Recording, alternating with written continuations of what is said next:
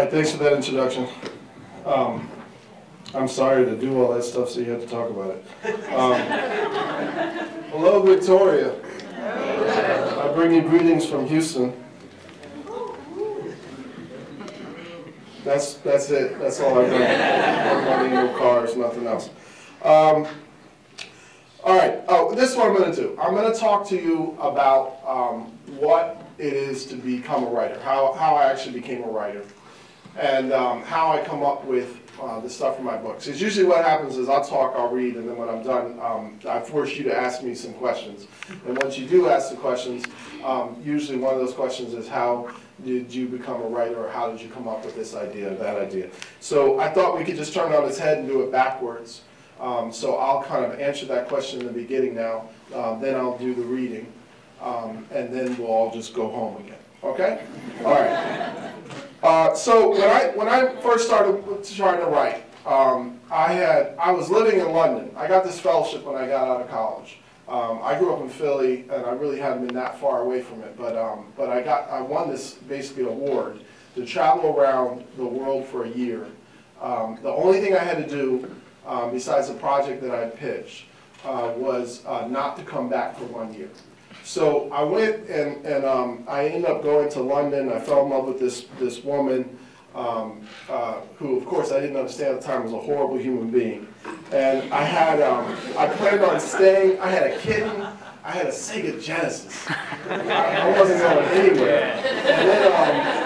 And then she dumped me, and I ended up back in Philly. And I didn't want to be in the States. I was with all the people I spent my entire life trying to get away from. All the people in high school I would look at and be like, I never want to see you again. I was stuck with them. So I started fixating on this idea of becoming a writer. And so I tried to write a book, and I would just force myself, like every day I will write 3 pages. If I write 3 pages every day, then I will have 100 pages by the end of the month, basically, and I will have written an entire book within 3 months. So I had a job, but I would come home from my job, I would eat and go to sleep. I'd wake up about 10 o'clock. I'd write, or I'd hang out for probably 2 hours first, and then I'd write until about 2 o'clock in the morning, and then I'd hit print and I'd go to sleep again. I'd wake up the next morning, I'd take the pages to my job, and in between like answering phones at my job, I would try to edit the pages, come up with notes on them, come home, go to sleep, and repeat that. And I did that for about a year. And the whole time, like, at the time, people were getting like $500,000 for books. Like, you'd open the newspaper and somebody would have gotten $200,000 here, or $50,000 there, or $300,000 for a book. So I really liked money. So I wanted to get some of that money. So I was writing this book that it was horrible. It was just as bad as all the books I saw selling on the book sales. And I looked, and they were bad, so I came up with a bad one too, because I wanted some of that money. So I went and I wrote this book, and as I was writing it, I'm just kind of doing, pouring myself into it. As I was writing it, I started to realize, you know what, you're not just trying to make money. If you're trying to make money, you'd be doing something else. You'd be applying for a graduate program and something that actually paid money, something else. You're actually here because you love books. And I was like, no, I'm trying to make money. And I keep pushing, but the further I would get into the writing process, the more I realized, no, I actually love books. There are books that I've read that I love, that changed the way I think about the world.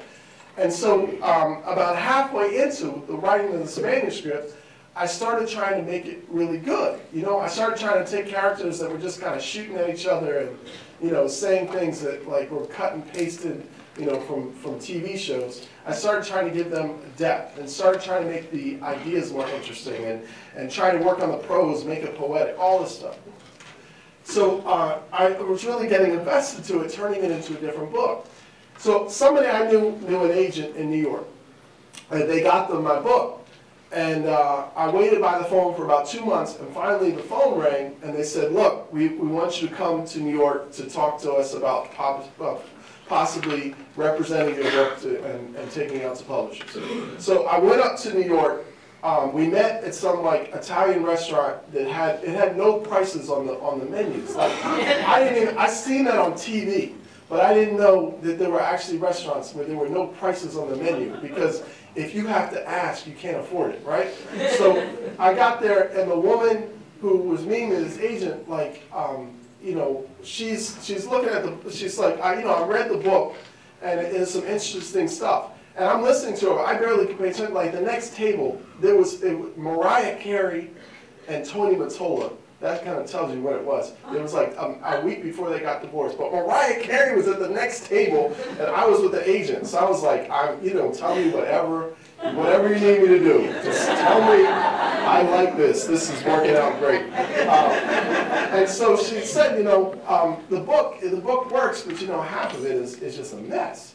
And I was like, I know. When I started writing, I just was just trying to cash in, and I told her everything I just told you. She's like, yeah, well, you need to work on that half, and it's like, yeah, I know. I'm gonna completely throw out the first half and go, whoa, the first half is brilliant. The second half is pretentious and boring and dead.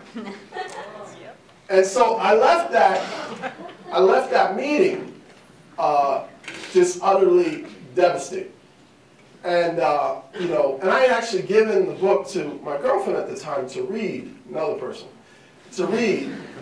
And I tried to call her, and I couldn't find her on the phone, but I was utterly devastated. And as I went back on the train away from this experience, what I realized is she was right.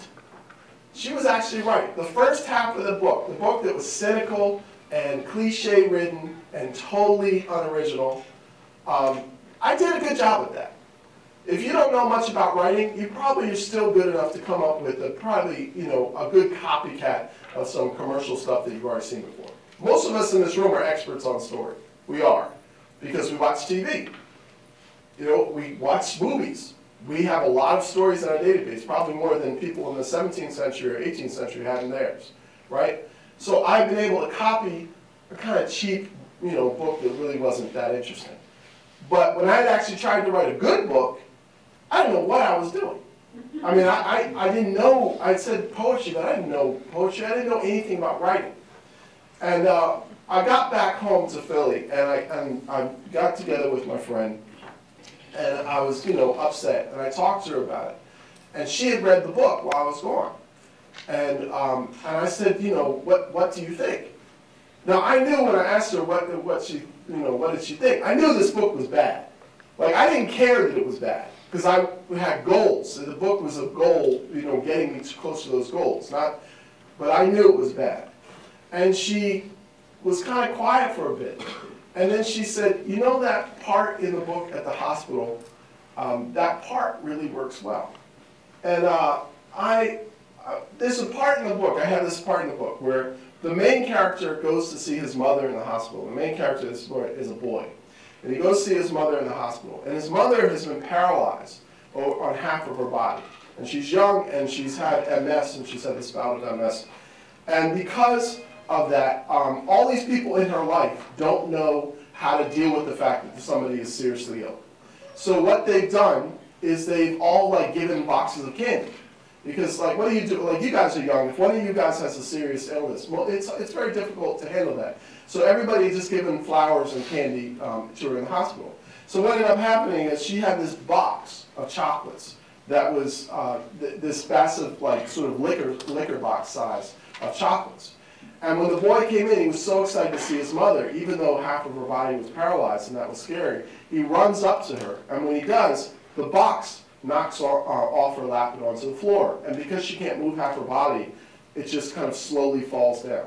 And when it hits the ground, these chocolates, because of the shape of the chocolates, they spiral around in circles all over the linoleum floor of the hospital. And this is told in a scene that probably lasts about 7 pages long. And she said, that scene, I really cared about that. That scene emotionally mattered to me. If the rest of the book could do stuff like that, then this would be a really great book. And that scene was taken from my life. My mother has MS. Everybody gave her chocolates. I knocked those chocolates over. I remember that moment. I was only 5 years old, but I remember being in the hospital in Philly and seeing those chocolates spiral around the floor and realizing the fact that my mother didn't get up to fix it, my mother couldn't stop it from happening, that how sick my mother was. Because before that I just thought she was, basically the equivalent of a cold. And then I realized she could die. And that's when I realized seeing the chocolates go on the floor. And so what that experience taught me was that I was not good enough of a writer to just make stuff up. I teach the University of Houston program, MFA program, and the undergrads. Our MFA program is one of the best ones in the country. We have 400 applicants for 20 spots every year. That means that there's probably 100 people that could do a good job of the program that just get rejected because there's just not enough room. None of them are good enough writers to just write up whatever. Writing is based on giving something from your life, giving an emotional truth for your life, and offering it up for sale. You lay yourself out on the table, you chop yourself up in little bits, and then you hand those parts off. And when you don't do that, it ends up feeling fake. Now that doesn't mean that everybody who's writing is going to be writing things that actually happen, because you're going to run out of that experience. But what you do is you try to do things that are emotionally true, that emotionally matter. And so I'm going to give you an example of that when I do this reading. I live, again, I said in Houston. I lived for a while in the East End. And the East End has been interesting for me because it reminds me a lot of the neighborhood that I grew up in Philly. Working class neighborhood, inner city area, very family based, a lot like where I grew up around. Which is good, and it's also, I really wanted to get away from a neighborhood like the one I grew up around. So, it doesn't work out sometimes. One night, I got up to go to the bathroom in the middle of the night. And I have 3 kids and a wife. And, as the man, I'm supposed to protect them. I got up to go to the bathroom, and I looked out into my backyard. And it was one of these days, about this time of the year, where it first starts getting cold at night. And the dew had made the entire yard kind of that white, glaze. And it was perfectly still, which in Houston, because it's so noisy, having a still moment is even more jarring. And I looked out, and I saw a man sitting in the middle of my yard, Indian style. This is about 4 o'clock in the morning. And he's staring at the house. And I ducked away from the window, which you think, it's not like I'm not the one in the wrong, right? I mean, he should be ducking, but I ducked away from the window. And I was just breathing. I was like, what, like, he's not doing anything. Why is he scaring me that much? What do I do? And eventually, I grabbed, there was a mop pole. I grabbed the mop pole, and I didn't know, I was gonna like, mop him up. And I looked back out the window, and there was a big bag of trash and leaves. The gardener had left a big thing of leaves right in the middle of the yard. It was just a plastic bag. But I couldn't sleep for a couple hours after that. So I wish I could tell you it was a man out there and that I just went out and mopped him to death. But with that experience, that fear kind of fed into me. And I started thinking a lot. It brought back this feeling of being home. Like the neighborhood I grew up in, I'm mixed, black and white. I grew up in a predominantly black neighborhood in Philly, working class neighborhood. And I spent most of my childhood just petrified. Like at the time I was growing up, it wasn't a horrible neighborhood, but it was just still a neighborhood you could get your face punched in any given day. I mean, there was worse neighborhoods. There was days you get shot in the face, but this was a punch in the face neighborhood. Still not that pleasant, right? So that tension, that fear. I'm 6'4", 240 pounds. I usually don't get scared like that, and so I started thinking about that. Thinking about this connection to home, and I started thinking about Philly and being back in Philly and being dragged back out there and having to deal with the fear of that. And then I started thinking largely part of the reason I had this fear when I was a kid was because my mother's black, African American, but I look very white. When I was a kid, I looked even whiter than I do today. And so part of that fear was the fear because I was mixed, I stood out. So all this started going together, and that ended up being the launch pad for a new novel. And here, in part, is an early version of that novel. Oh, okay, I should tell you. It starts with a guy who's living in Wales. His father has died, and he comes back to the States, and he inherits this mansion that the father was trying to rehab and sell. The front door opens, and I can hear it creak before I can see someone emerging. It's Sirleaf Day. He's carpeted in Africa. He's got a Kenyan dashiki, Sudanese mudcloth pants, a little Ghanaian kente hat. It's like Africa's finally united, but just in his wardrobe. Last time I saw him, he was dressed the same, but he only had one leather medallion. Now he has enough to be the most decorated general in the Afrocentric army. I give him a "how you doing" and a Philly salute, like a hummingbird vibration of my forehead, the most protective of nods. He gives me a hug. He hugs me like he knows I'm trying to get away. Your pops, God rest his soul, was looking forward to you coming home. You know that? This house, it was going to be for you. You and your wife, your family. Bring you back to the community. Sirleaf pulls me tighter. He's crying now. He sniffs right in my ear. And it did. You got that crazy bastard. You got to give him that. It did. He was just going to fix it up and sell it for 3 times his investment like he always did. This gets Sirleaf to release me, partially. He still holds my arms, pushes me back as far as he can to take a look at my face. Look at you, coming back here all grown. Okay, you got me, but he did talk about how he was going to have to give it to you if you came back. And he knew I wasn't coming back. Wasn't his fault, was it? My daddy left me when I was 4 and died without giving me nothing but my stunning Mandingo features, so stop bitching. Sirleaf is a lawyer, a realtor, a griot, and a kook. And he's good at all those things. My dad was a kook, and for 30 years they would get together on occasion to sell a house and drink whiskey and get kooky together. He's getting old, and he finally looks it. Some people age, and some just dehydrate. Sirleaf looked like someone let the water out, and the creases had dried in its absence. The door is stuck. The wood swelled, and it takes a lot to jar. A lot of effort to protect so little. Hell's lobby waits on the other side. My dad. Plaster and plastic, rollers and paint tins. If his soul is left in the physical world, it is in the tools he left behind. The sandpaper, ladders, and scaffolding. At the back of my nose, I can smell the Old Spice and Prel, even though he hadn't used either since I was 11. I will be buried here too, I just know. And then I fight that final thought with words I've been thinking in the days leading up to this moment. Paint and polish. Paint it, polish the wood floors, tidy up whatever basic visual problems that might get in the way of a buyer's imagination. Build on whatever my father managed in the months since he'd taken ownership. Use all of the tricks he taught me. That's what I thought. Packing to come back stateside. Thought waiting for the plane. Thought on it now. That's what I tell myself. Paint and polish. I even say it out loud. There ain't no roof, Dave says back to me. Go on, take a look at that joint. That shit is crazy. The half of the wiring in here is 70 years old. It's exposed. It's a miracle he didn't burn the place down with those power tools. I don't know how your pops lived up in this mess. I mean, he should have rented the place or something. Man, that was one cheap dude, no offense. And he wags his head at the shame of it. None taken, I tell him. I don't remind him about a childhood camped out in many a shelled home. My dad had been doing the same thing since my mother kicked him out, and that was 28 years ago. I didn't tell him about peeing in paint buckets and dumping it out the windows.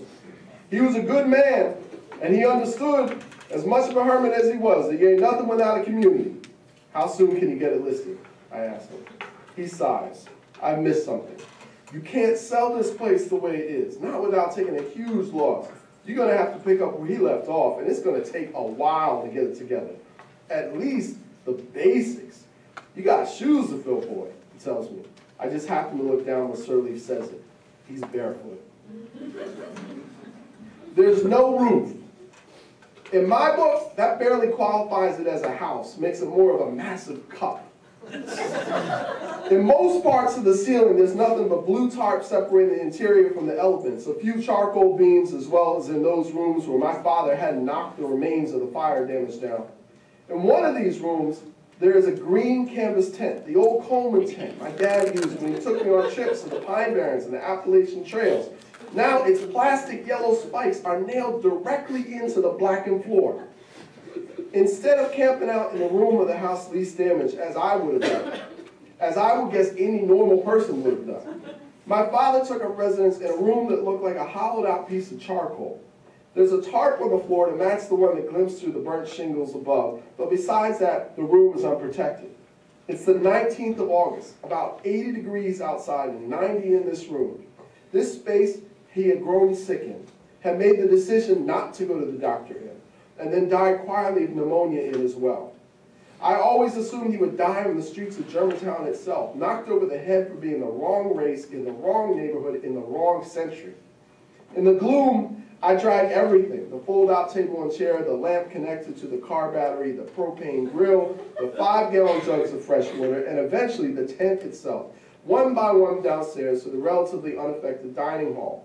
It is the least damaged room in the whole house. My father managed new drywall in there, matched and replaced sections of the crown molding. He got as far as laying out cans of primer for painting.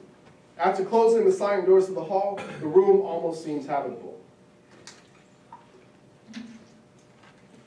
I hear a sound and I'm awake, and it happens so fast that I don't know if I've dreamt it.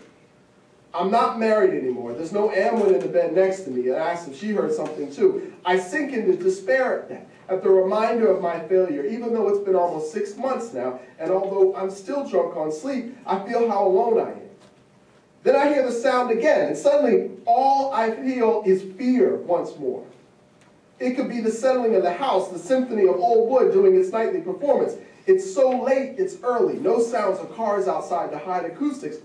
Another sound. I think, I don't know, so I stop breathing.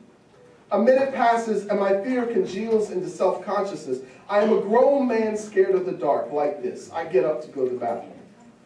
My feet are so loud on the floor that I know that real objects make real sounds, not negotiable ones. When I was a kid, I would lay in bed in the night till I feared my bladder bursting more than the ghosts I suspected I would see on my way to the count. Around me, there are shadows. There may even be ghosts, but I am old enough to refuse to see them. In the bathroom, my water hits the water laying in the bowl, and I look out into the window in the gray of the night, the mist hovering over the grass, and then I see him. He's sitting on the tall grass, in the dark, all alone. His legs folded under him like the Buddha, just sitting there. My water runs its course, but I still stand. I can't move. I look at him, bald, black, ageless, clothes without distinction in the gloom, in the middle of the massive lawn between this mansion and the street. I become as frozen as he is.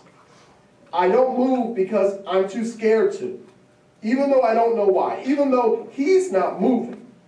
He doesn't seem to be looking at me, or at least his head isn't facing my direction. It's facing the front door. I think, he's a ghost. I know he's a ghost. That if you stood in the same position, the same time of night, that you would see him too. I get more fear from that, contemplating the fear that if this is true, what else is? But he stays there. A minute passes and he stays there. And ghosts come in and out, dissipate, are insubstantial by nature. It's a man. And when I move to pull away from the window, his head snaps up and he stares at me. Shooting down to a squat, I stay low till my legs begin to hurt. There's no phone. I have no phone, not in this country, not in this house. I cannot call anyone if I wanted to. I am alone. My father is dead. I am the man now. My breath is so loud, I try opening my mouth wider just to get the sound to stop taunting me. I'm a big guy, 6'4", weigh 240 naked, and I decide to act like I'm a big man, and I shoot upright, head for the room my father's work materials are in, go to grab the biggest thing I can find. This turns out to be a long wooden spear, an extension for a foam-painted roller without the appendages attached. I hold it with 2 hands. I am an African warrior, or a Celtic one. I grip it so hard, my hands eventually become even paler, adrenaline having replaced my blood, and then I go to the window, and I want to see him. I want him to see my size, my determination, my intent. I look out the window, and he's gone. And for a second, I'm even more scared. I want to be relieved, but now I'm incapable of it. Lance in hand, I check the other windows. I see nothing. I go upstairs for a better view, but no change. Germantown Avenue past the gates, it's without light. Occasionally, a car drives past down the chipped cobblestones, but mostly it's empty. Too late to come home, too early to drive out, which puts it around 4 a.m. I stand there on the second floor in the burnt-out room of my father's. It is the best view of the house, I realize. And when minutes later I grow more tired than scared, I head back downstairs to lay down. Tomorrow, which is today, I will go to a table in a large crowded room and smile at strangers. I'll draw pictures of their heads of muscle-bound bodies covered in leotards, and they'll pay me cash. It is so absurd. I laugh a little on my head, and I need that to get into my tent again. Drag up my sleeping bag. Fear that, I remind myself. Fear social failure. You're better at it. I saw a crackhead in the night in Philly. This hardly qualifies as a supernatural experience. I chuckle a bit and go to zip up the tent, and then I see the person standing by my door. It's a woman. She's not looking at me. She's looking up the stairs. My breath gets heavy again, but keeps looking at me, not over at me. And she's a ghost, not the dead kind. Her clothes are dirty sports gear with numbers from some team of Piper imagination. She's a white woman, gaunt cheeks with bones like around the dark hollows of her eye sockets. If she just looks at me, I will pee myself. I will shit myself on this very floor, and I will scream too. I don't care what she wants. I just don't want her to turn her head and look at me. She coughs. It keeps going. Phlegm rising from behind her toenails with each convulsion till it gets to the back of her throat and jumps into her hand. It echoes through the house. It is more here than I am. There's a splatter, and then she's gone. When I hear the front door click behind her, I pull myself frantically from my bag and out my tent and grab my spear and head for her. I am rage. I am anger. All the fear has been recycled. But I am also caution too. And at the lock, I think there might be a pack of them out there on the porch. The monsters, the rags falling from their skin, willing to ambush. So I look through the entry glass to the other side. I am back in Philly. Landing is an airport that doesn't count. Sitting in a taxi can be done anywhere. This feeling, this is Philly. There is an old curtain there, and I pull it away, and the glass is hand-blown and old and distorted, but I see movement. I see them there. I see the figures, a man and a woman, staring at the house, standing on the lawn, walking backwards. Staring at the house, walking backwards, away from me, until they reach the fence to the street and float up and over. I keep staring and waiting for more, but there's nothing there. I keep staring, though, until my breathing comes down, but nothing happens out there. When I turn around, I look at the house. I look at the buckling floors. I look at the cracks in all the walls, the evidence of a foundation crumbling beneath us. I smell the char of the fire. Still, the sweet reek of mold, the insult of mouse urine. I see a million things that have to be fixed, restored, corrected, each one impossible, each task mandatory for me to escape again. I see Sisyphus' boulder, just with doors and beams. I can't take it, so I look out the window once more, but where nothing is coming to get me, because the neighborhood doesn't need to, because it knows I'm trapped, and it has all the time in the world. And then I look back into that house. And that's when I decide I'm going to burn the whole place down. Thank you.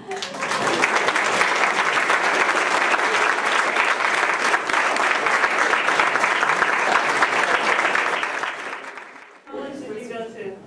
I was just talking about that earlier. I went when I was in high school, I was a kind of straight C/D student.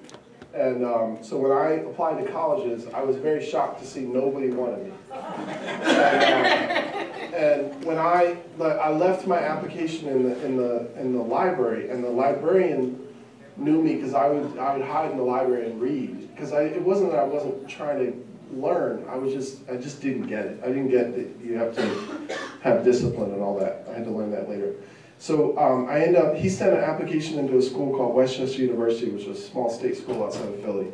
And I went there, and I did an exchange program at the University of Wales for a year. And then eventually, I ended up graduating from another college, Earlham College, which was a Quaker school in Indiana. And then for graduate school, I got into Columbia, which was a complete shock to me. And it is a complete shock every month when I pay them $400 for my visit. Yeah, so I went to a bunch of different schools, public schools, big schools, small schools, and now I've taught at a bunch of schools too. I taught at Columbia for a bit. I taught at Bard College, which is a school in New York, and now I teach at UH. I teach undergrads and grads, so all types of students now. Which was your favorite? UH. No coots, no offense. Yeah, I mean, actually, UH is my favorite. I've hated every job I've ever had, and I didn't like most of the schools. And UH, I like the school and the job. I mean, I actually love it. I'm shocked. Like, every job I've ever had, I've been like, when do I get out of here? When do I get out of here? And UH, like, my wife complains that, like, I'm always just want to go back. Like, I go to the football games, I go to the fundraisers, everything. Because I just feel like we're doing, we just have a really special place. So I would say, I would get, I'm up for full professor. If they give me that, I'm going to get a big cougar on my arm. Yeah. Any other questions? Which book did you just read from? Oh, the book I just read from is called Loving, and it hasn't been published yet. And I was actually just talking to my editor on the ride down here, and he's got, I was just saying, I've written about 350 pages of it, and it's going to be about a 500-page book. And it's it's about relationships, and believe it or not, ends up being about monogamy and relationships, and part of it is about this commune of mixed race people that happens in the park. I won't start. I start going off about bonobos, and I started like skip that part. But yeah, you know, it's hard to figure out what a book's about really until it's done, and you write your way to it, and you realize what it's about, and then you go back and change the rest of it to that, so that it makes you look smart the whole time. But hopefully, this book will probably be out in 2014. Do you still stick to your like 3 readings a day, or do you? No, that's a horrible idea. Turns out. Well, I had read. Who was it? I think it was George Bernard Shaw. Had tried to write that way, and he tried to do 5 pages a day, which like logically sounds like it makes sense. But it's impossible. You can type 5 pages a day, no problem, but it's hard doing good writing for that much. So what ends up happening, people do it all the time, where they say, I'm going to write this amount every day, and then what happens is their self-loathing kicks in, because it's impossible to complete the task. And the self-loathing is usually what ends the project. And at this point, I will write, I write in spurts. If I'm left alone in my natural habitat, I will write for 2-3 months straight, and then I'll edit for about a year, and then write for 2-3 months and edit for another year or 2 years. But now I'm not in my natural habitat because I've got grown-up issues. So I steal my time. So when I drop my kids off at the school, and then I go in my office and I write from 8 to about 10. Then I'll work on stuff for my class, actually about 8 to 11 on a teaching day. And then I'll prep for my classes from 11 to 2:30, eat at my desk, and then and I repeat that. So what today, I do have a similar goal now where if I can just do one thing for my writing that day, then it makes it worth it. And sometimes, and that one thing is when I go to bed, I sit there and think, how can I have this transition from this one scene to this other scene? But something like that is golden, because there are days where I will sit at the computer and not do anything all day because I can't figure out how to get from this scene to that scene. But I find that, especially with teaching, because I have time in the summer and time over Christmas, and then I'm very hectic during the year because I'm doing speaking engagements and teaching. The key is to not get out of it. So I just don't want to go cold. I want to keep warm and keep in it, and so I keep trying to do it like that. Any other questions? Or they're just captive. Yeah. When you were in London, what were your favorite games for your Sega Genesis? Excellent question. Man. Sorry, Dr. DeLay. You know what? That Sega Genesis, Altered Beast, I think I used to play. And I don't. You know what's funny? I remember the Sega Genesis. I don't remember what I did with it. I don't think. I don't remember playing it. I bought it online, but yeah, I never think about it. I play. Yeah, a lot of times I play video games now because I can't read for fun this much anymore. Because I'm reading all the time. Like I have a book I have to teach on Thursday that I'm listening to on tape as I came down here. So I'll still play video games a lot. And a bunch of my students, several of my students have gone on to write video games. So all those video games have to have stories. I teach a comic book class where I teach writers how to write the scripts for comic books. And some of those people have gone on to write the scripts for video games as well. And that's actually been one of our odd growth industries that I did not expect. Oh, let you go. Maybe one more? Just one more, and it provides freedom for everyone. Yeah. Is there a difference between writing a graphic novel and a novel? Yeah, yeah. In a novel, I'm doing everything. Everything is there. Like I'm in control of it all. In the American publishing industry, the way I do graphic novels, it's a collaborative process. So basically, I'm writing the instructions for a story. I kind of think of those like IKEA instructions for a story.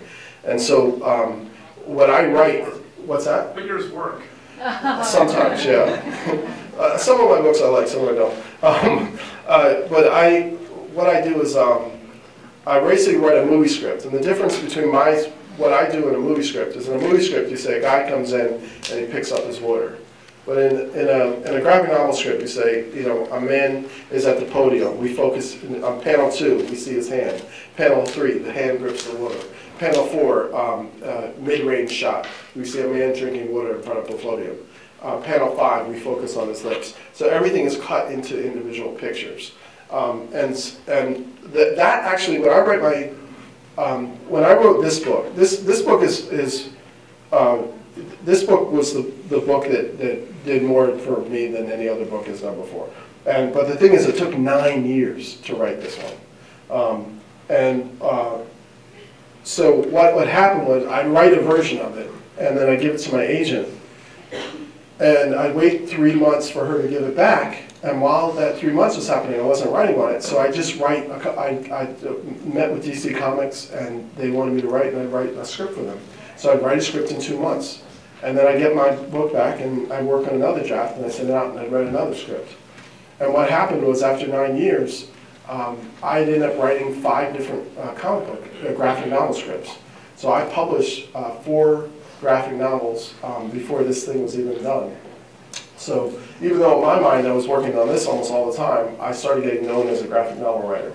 And the graphic novels are great because one, I don't have to do all the work, but also collaborating is great. Writing is such a solitary thing. Most of my time is spent alone. I don't feel sorry for me. I mean, I like being alone. But you're just alone all the time working your stuff. Whereas when you work on comics, I'm communicating with the artist. The artist in the last book lived in Italy. Every morning I got a lovely image that he had drawn all these images on this page based on my notes. And he didn't speak English, so everything he would say to me, he put through Google Translate. And then he would put an exclamation point. So every morning I said, "Hello, Matt! Are you having a good day?" You know, it's like, and that was really nice, you know, and watching those things build together. And then watching the colors come in and everything else has been really fun. The way I got into reading was through comic books. I didn't like reading until I discovered comics. And I started reading comics all the time. The only reason I got into prose was because I realized for 50 cents I could buy a comic that I would go through in 20 minutes, or I could buy a novel that I would read for 3 weeks. And so it was basically just economics that switched me to prose, and then I stayed, with prose after that. Yep. Could you talk about him just a bit? Edgar Allan Poe wrote one novel that he didn't even really like. He called it a very silly book. And at the time, a novel, the word novel comes from novelty. It was a novelty, and he's like, hey, I'll try this thing of Link's stories that add to a larger narrative. And he was just kind of messing around, and it was a failure for him commercially. But it almost it starts as a standard adventure tale, and then it's almost like he gets bored 2/3 of the way in, and just goes for broke, and just goes wild, and it becomes like like him putting his subconscious onto the page. And a lot of it ended up being subconscious, a subconscious that was very affected by, I think, the slavery debates of the era. And so it goes into this surreal world in Antarctica, right before Antarctica, where an island where everybody is so black, even their teeth are black. And then it ends in this cliffhanger, where they escape this island of total blackness. Even the water is purple on this island. And they go to they go towards Antarctica, where everything is completely white. And a cavern opens up. Woo! That's new. All right. I'm sorry, I gotta fix that. A cavern opens up in the ice. Like they really, it takes 2 pages, and you've never been to Antarctica before, and you wouldn't understand this anymore if you read the whole book. They come to Antarctica, a cavern opens up in the ice, a shrouded figure lifts out a hand, and they go into the ice, and that's it, the book ends. And if you've read this whole book, you're like, what just happened? This is insane. And so what's happened was it ended up being this literary cliffhanger. And so Jules Verne wrote a sequel where he said, no, it was really just magnets. It was magnets, and the magnets pulled the boat in, and then because it's just a very literal kind of sequel. And then Lovecraft looked at the way that Poe had put his subconscious on the page, and came up with a narrative where there's these monsters living under Antarctica, and the blackness and whiteness in the books becomes these massive monster penguins.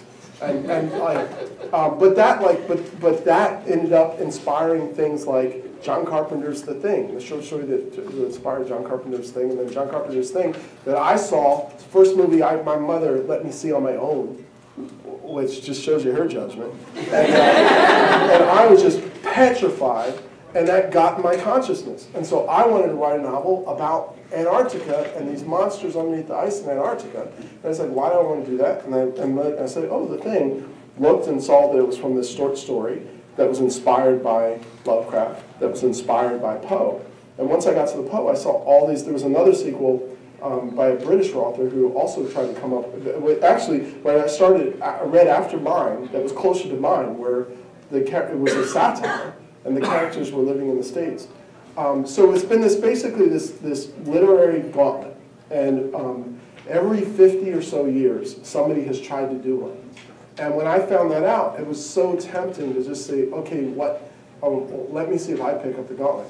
But when I started writing the book, like I told you, this took 9 years. I thought this was like a little side project. Like I was just going to work on it, and it was just kind of fun. And I just thought, originally I was just like, snow monsters would be really fun. And then it turned into this massive other thing. And I started teaching a class on race in 19th century American literature, and that ended up going into. Because really, when you're writing, what ends up happening is everything in your life ends up feeding into the story. And so, yeah, and this book came out 2 years ago. And yeah, a lot of things I thought that would never happen for me. Like I never was reviewed in the New York Times for my prose before. I was for my graphic novels, oddly enough, but not for my prose. And all of a sudden I was in the New York Times, and I was on NPR and stuff like that. For what I thought was just an odd book that me and like 5 other people would like. So it ended up being a very nice experience. Good. Thanks so much for being a great crowd.